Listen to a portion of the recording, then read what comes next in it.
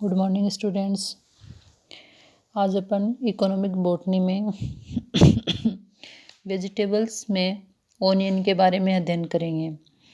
तो जैसा कि मैंने पिछले वीडियो में आप लोगों को वेजिटेबल्स के कुछ क्लासिफिकेशन बताए थे कि कुछ वेजिटेबल्स हैं वो अंडरग्राउंड वेजिटेबल्स हैं, कुछ हर्बेज के रूप में और कुछ फ्रूट वेजिटेबल्स के रूप में डिवाइड किया था अपन ने।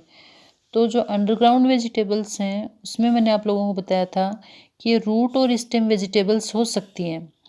मतलब जो भूमि के नीचे अगर उनका स्टोरेज ऑर्गन है वो अंडरग्राउंड होकर और मासल होकर अगर भोजन संचय का काम करता है तो वो रूट वेजिटेबल्स भी हो सकता है और स्टेम वेजिटेबल्स भी हो सकती हैं। तो रूट के रूप में अगर जो भोजन संचय का काम करती हैं उनमें जैसे अपन ने एक पढ़ा था पिछली बार रेडिश के बारे में, तो ऐसे ही कुछ एग्जाम्पल हैं जैसे रेडिश है, कैरेट है और ये स्वीट पोटैटो है, ठीक है, बीट है।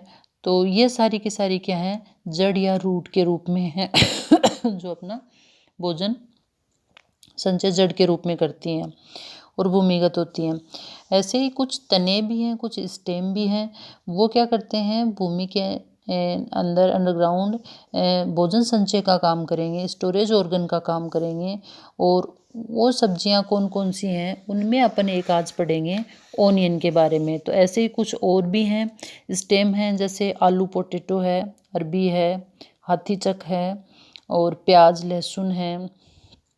तो आज अपन इनमें से प्याज के बारे में अध्ययन करेंगे। तो प्याज का सबसे पहले अपन को बॉटनिकल नेम पता होना चाहिए। एलियम सिप्पा इसका बॉटनिकल नेम है। फिर फैमिली इसकी लिलिएसी इसकी फैमिली है। फिर इसका यूजफुल पार्ट क्या होगा, वो होगा रूपांतरित तना, बल्ब। ठीक है, रूपांतरित तना है इसका और उसका नाम है, उसको बल्ब कहते हैं। अब है इसका ओरिजिन। ओरिजिन में क्या होगा, ये साउथ एशिया और भूमध्य सागरीय क्षेत्र का पादप है। ठीक है, और यहाँ पे पहले से ही खेती की जाती थी। तो अगर हम मान लो अपन इसको देखें तो ये उष्ण और जो टेम्परेट रीजन है, ठीक है ना, मतलब ट्रॉपिकल और टेम्परेट रीजन है विश्व का, उस भाग में इसकी खेती ज़्यादा होती है। और इसके बॉटनिकल कैरेक्टर के बारे में अगर अपन देखना चाहें तो ये एक द्विवर्षीय साग के रूप में होता है। प्रथम वर्ष में तो खाद्य बल्ब का निर्माण होता है और दूसरे वर्ष में इसके बीज का उत्पादन होता है। तो अपन जो इसका खाद्य पार्ट है, एडिबल पार्ट जो बल्ब के रूप में होता है, उसको एक वर्ष का टाइम उसके लिए और एक वर्ष का टाइम इनसे बीज प्राप्त करने के लिए। तो इसका जो तना होता है वो रिड्यूस्ड होता है और पत्तियां लंबी होती हैं, इसकी बेलनाकार खोखली होती हैं। और इसका जो पुष्पक्रम होता है वो ये होता है छत्रनुमा ससीमाक्ष होता है, रेसिम टाइप का होता है और पर्णविहीन इसके पर उत्पन्न होता है ये। ठीक है, तो और इसका जो फल होगा वो कैप्सूल होगा। प्याज का जो खाने योग्य भाग है वो एक रूपांतरित तना है जिसे अपन बल्ब कहते हैं। और ये हासित बिंबाकार स्तंभ में रेशेवत जड़ों के रूप ऊपर संकीर्ण पर्ण विकसित होते हैं इससे, और खाद्य संग्रहित कर ये बल्ब का मुख्य भाग बनाते हैं। और बल्ब जो होता है वो सफ़ेद, पीला या गुलाबी लाल रंग का या भूरे रंग का होता है। इसमें एक वो वाष्पशील तेल पाया जाता है जिसका नाम है एलाइज सल्फाइड, और इसकी एक विशिष्ट गंध भी होती है इस तेल के कारण ही। तो प्याज में प्रोटीन, कार्बोहाइड्रेट और विटामिन सी उपस्थित होते हैं। तो ये इसके अंदर इसका संगठन हो गया कि इसमें क्या क्या पाया जाता है। फिर है इसका कल्टीवेशन। तो प्याज की जो खेती है वो सैंडी सॉइल में की जाती है। नम और शीत जलवायु इसके लिए उपयुक्त मानी गई है, और अधिक वर्षा वाले जो क्षेत्र हैं इसके लिए वो उपयुक्त होते हैं, अनुपयुक्त होते हैं, सॉरी, वो अच्छे नहीं माने जाते, यानी हल्की वर्षा ही इसको चाहिए। इसे मुक्त मतलब बीजों के द्वारा इसे बोया जाता है। जैसे अपन ने देखा कि एक साल में तो बल्ब तैयार होते हैं, दूसरे साल में इसके बीज तैयार किए जाते हैं। तो बीजों से इनको पौध के रूप में पहले बोया जाता है, फिर इनकी जो पौध बनती है, सीडलिंग बनती है, क्यारियों के अंदर इसकी पौध उगाएंगे और फिर उन सीडलिंग को अपन 6 से 8 सप्ताह के भीतर इन मतलब ये जो सीडलिंग तैयार हुई इसको खेतों के अंदर रोप दिया जाता है। तो इस तरह से इनको कतारों के अंदर रोपा जाता है और उनके बीच की दूरी होती है सेंटीमीटर तक के लगभग होती है, ठीक है। और पौधरोपण के लगभग 3-4 महीने के बाद में जो इनके बल्ब हैं वो परिपक्व हो जाते हैं।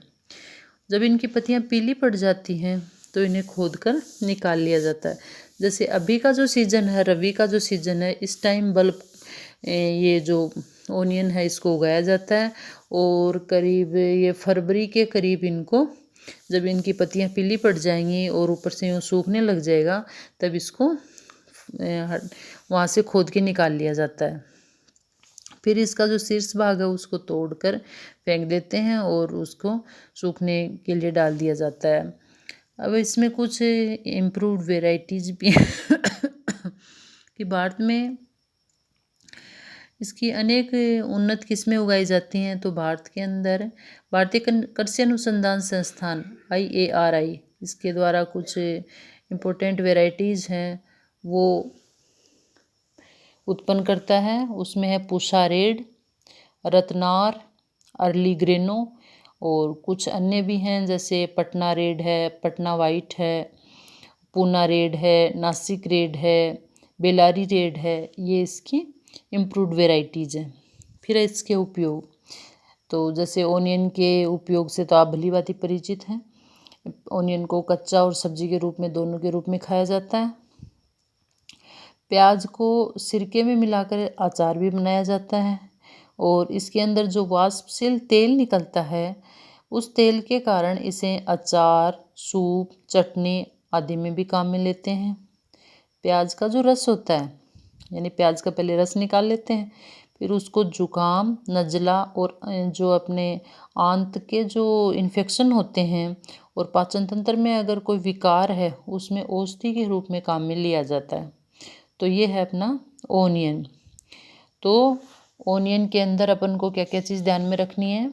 सबसे पहले इसका एडिबल पार्ट क्या है, इसका बॉटनिकल नेम क्या है, इसकी फैमिली क्या है, उसके बाद में इसका ओरिजिन कहाँ हुआ, इसका कल्टीवेशन कैसे हुआ, इम्प्रूव्ड वेराइटी कौन कौन सी हैं, और साथ में ही अपन को इसके उपयोग और खाने योग्य भाग, ये 4-5 बिंदुओं पे ध्यान दे के और अपन को इनको याद करना है। Thank you.